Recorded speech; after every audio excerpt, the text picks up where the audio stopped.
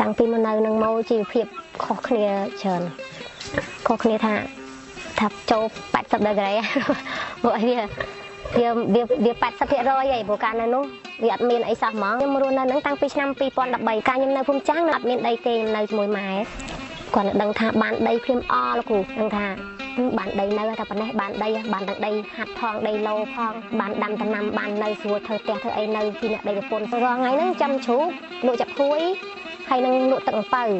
ដាក់ផ្លាកទិញចាយផ្ទះហើយឥឡូវហ្នឹងក្រៅហ្នឹងថែមមកបោមួយទៀតចាំកដោបចាំបានមួយខែហើយទួលផលបាន6គីឡូហើយ1គីឡូបើបោះដុំបាន35,000ប៉ុន្តែគេយកចាប់ពី10គីឡូឡើងហើយចឹងខ្ញុំទឹមដំបងនេះខ្ញុំលក់ខ្លួនឯងនៅផ្ទះបាន1គីឡូ40,000ជ្រូកហ្នឹងចាំបាន2ឆ្នាំហើយលក់បាន6ដងទាំងលក់កូនដំបងនោះបាន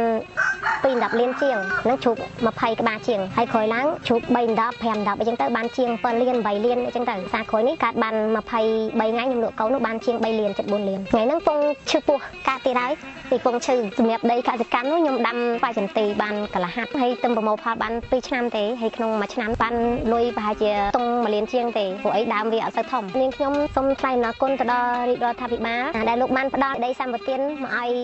គ្រួសាររបស់នាងខ្ញុំដើម្បីឲ្យខ្ញុំបានបង្កើតផលនៅលើដីនេះ